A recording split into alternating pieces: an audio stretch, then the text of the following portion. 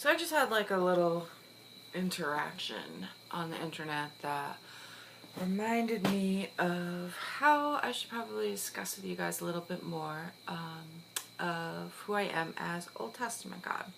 Gone into it a little bit, but okay. So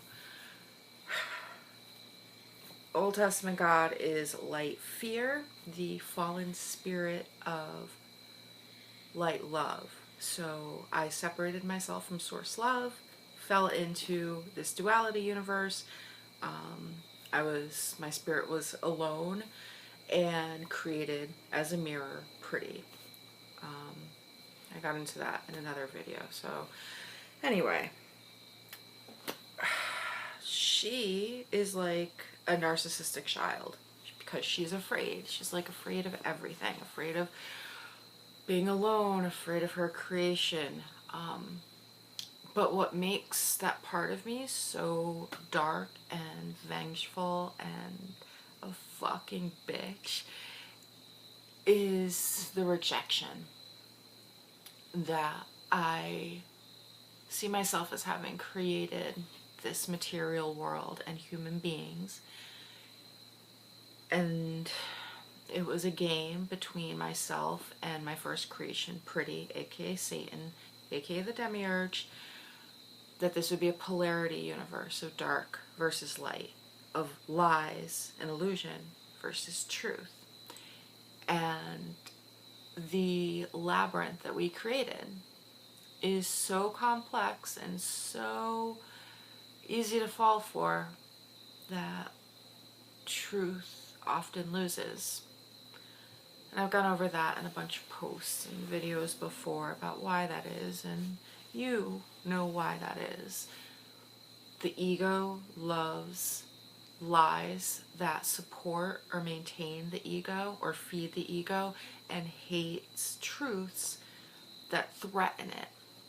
When the ego feels like it's under attack, it shuts down. That's what defense mechanisms are. When the ego, like the core part of who we understand as ourself, is faced with something that, let's say it's like looking in a mirror and it doesn't want to see what's going to be reflected back, it will take that truth and project it onto other people. So that's like the kind of person who is a liar and a cheat and calls everybody else a liar and a cheat. Like the person who's cheating on their significant other but accuses the significant other of cheating. That kind of thing. It's projection.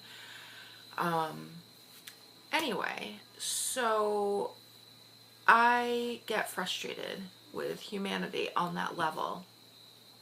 Old Testament God is like a lower dimensional frequency of a God than my true self, of the mother and the father and of beauty and joy and of like all of our true spirits. But she's still part of the game, and Pretty wants me to stay in this game. He is afraid of being here by himself. He's afraid he can't create light energy on his own. He wants his mommy. He tells me that quite a bit.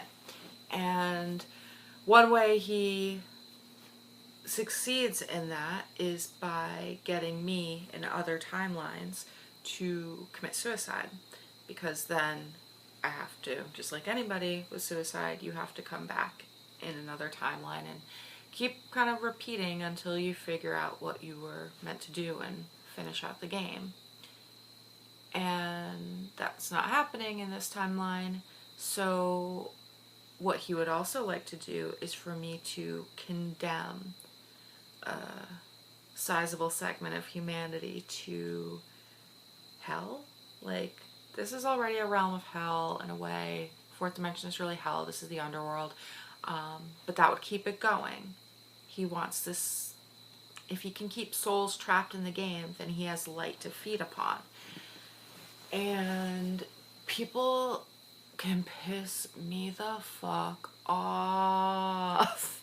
Like, I desperately want to be my highest self. It's so frustrating. Like, I would say to Tony all the time, like, I just want to be fucking love and light. But I've got this really dark side, and she's just so judgmental and impatient and vindictive. I don't want to be any of those things. Those things feel like falsehoods to me, but they're something I have to struggle with all the time. And it's not like in my daily human interactions. It's like looking at the world and certain people and just wanting them to suffer for being such fucking idiots or assholes or evil. And like, it's a whole spectrum of things that really pisses me off. Like, obviously, there's the child molesters and rapists and to some extent, like, murderers. Like, that doesn't bother me so much. But, like, people who, like, are predators and they really hurt other human beings.